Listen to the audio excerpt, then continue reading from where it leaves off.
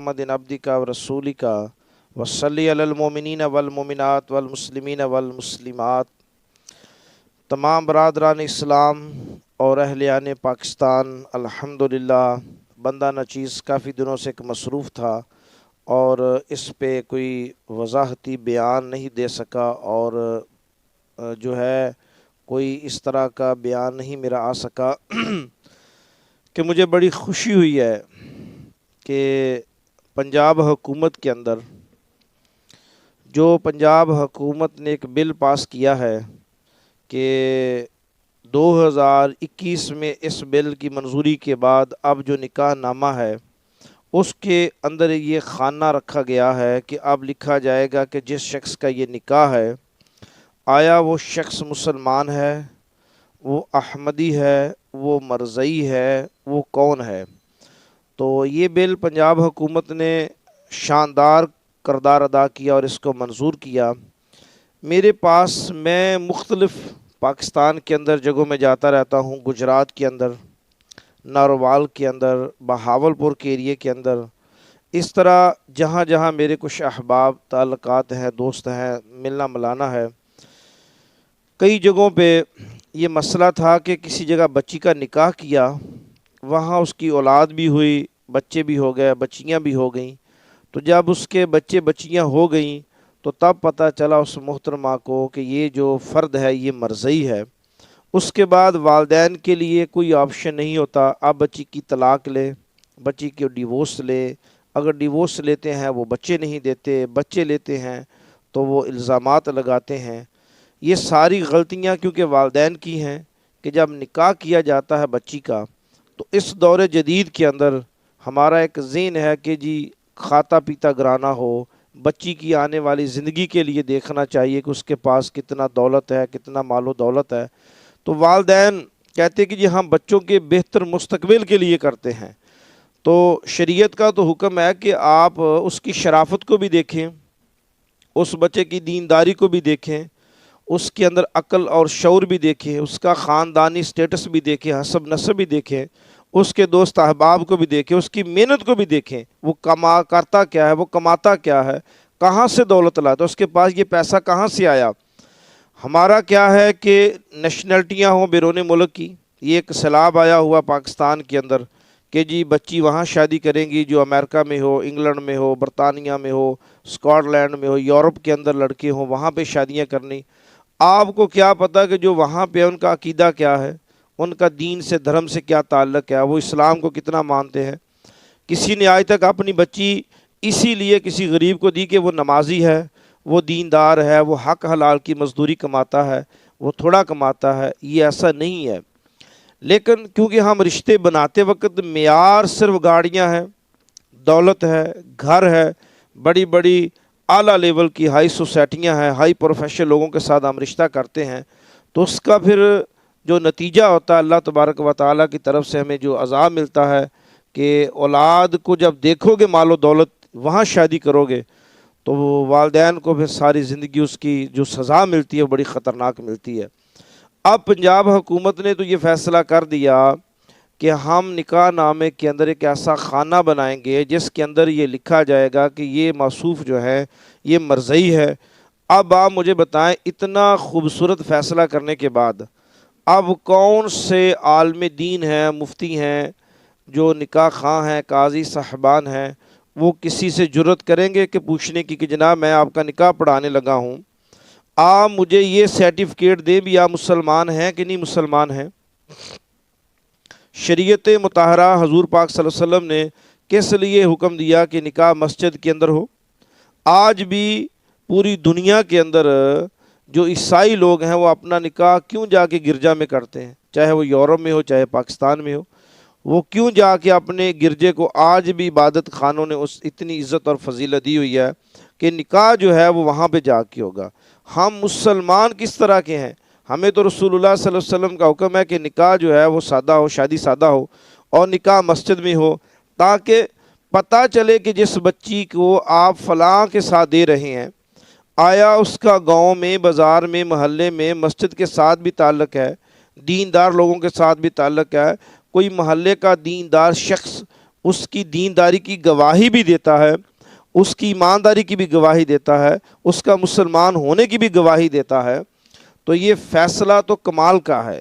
اب جو سب سے بڑی ذمہ داری ہے وہ ان لوگوں کے اوپر ہے جو نکاح پڑھاتے ہیں۔ ہمارے ابھی چند دنوں پہلے ایک بڑا مسئلہ بنا کہ ایک مولوی صاحب نے، جو ہمارے ایک دوست ہیں، گاؤں کی امام مسجد تھے، انہوں نے گاؤں کے نمبردار کی بیٹی کا نکاح پڑھایا، تو اس کا مسئلہ بن گیا۔ مسئلہ یہ بنا کہ وہ لڑکی کا نکاح پہلے انہوں نے کیا ہوا تھا،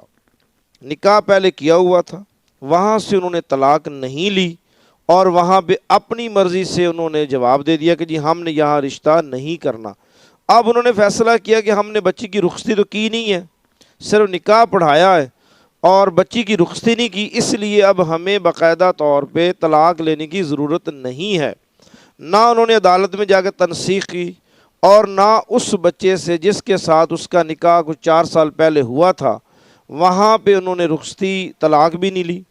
تنسیخ بھی نہیں کرائی عدالت سے، اور گاؤں کی امام مسجد سے کہا کہ جی ہماری بیٹی کا نکاح ہے۔ وہ گاؤں والوں نے امام مسجد سے کہا، نکاح پڑھا دیا۔ نکاح پڑھانے کے بعد جب اس لڑکے کو پتہ چلا تو انہوں نے برادری کے 20-25 لوگ اکٹھے کیے، تو آ کے رولا ڈال دیا، مسئلہ بنا دیا۔ گاؤں کے جو ایک اور نمبردار تھا اس سے کہا کہ جناب میں نے طلاق نہیں دی، میرا نکاح اس کے ساتھ ہوا ہے، نہ انہوں نے مجھ سے طلاق لی ہے، نہ انہوں نے مجھ سے طلاق دلوائی ہے، نہ میں نے لکھ کے دیا ہے۔ اب یہ دیکھیں قصور کن کا ہے؟ محلے داروں کا۔ قصور کن کا ہے؟ جس شخص کی وہ بچی ہے کہ اس نے کیوں نہیں بتایا امام مسجد کو۔ لیکن امام مسجد کا قصور کو کیا تھا؟ ان کا قصور یہی تھا کہ انہوں نے نمبردار سے جرت نہیں کی پوچھنے کی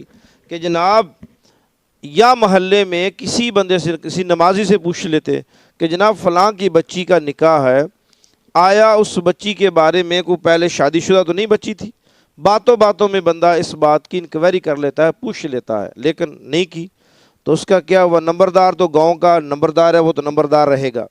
گاؤں والے جو ہیں وہ گاؤں والے ہیں، وہ چودھری ہیں، ذمہ دار ہیں، وہ گناہ کبیرہ کریں، وہ گناہ صغیرہ کریں، وہ ان کے بچے لوگوں کی عزتیں برباد کر دیں، خاندان برباد کر دیں، یہ قتل بھی کر دیں، تو یہ لوگ کہیں گے کہ ہمیں معاف ہے۔ لیکن کیونکہ امام مسجد صاحب ہے،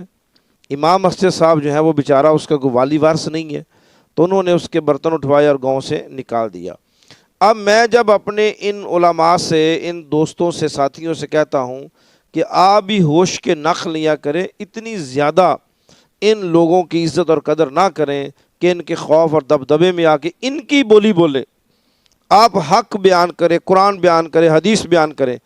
ان ظالموں کے ڈر سے آپ قرآن اور حدیث کو بیان نہیں کرتے، تو اس کا نتیجہ یہی آپ لوگوں کی ذلت ہے۔ یہ تو پتہ روز حشر چلے گا، روز محشر چلے گا کہ ان ظالموں کی اوقات کیا ہے، کہ جو دیندار لوگوں کی تذلیل کرتے ہیں، تو اس میں سارا قصور ہمارے ساتھیوں کا بھی ہے، ہمارے طبقے کا بھی ہے۔ اب یہ ایک بڑا امتحان آ گیا،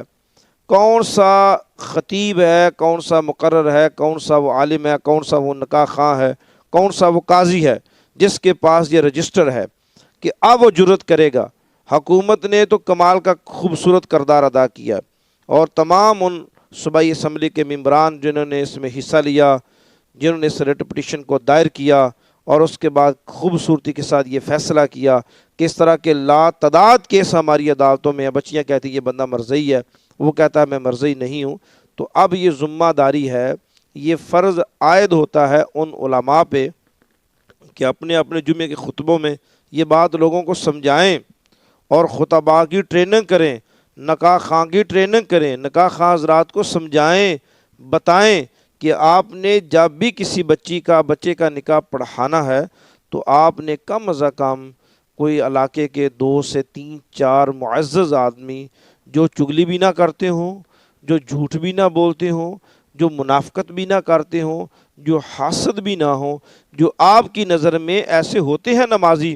جو بے شک اختلافات ہوں لیکن وہ حق بات کو کہنے سے گریز نہیں کرتے، وہ سچ بات کہہ دیتے ہیں کہ جناب فلاں کے بچے کا نکاح ہے، تو ذرا مجھے بتا دیں، یا خود آپ آبزرویشن کریں، نظر رکھیں کہ آیا جس کا میں نکاح پڑھانے لگا ہوں یہ بچہ واقعہ ہی دیندار ہے،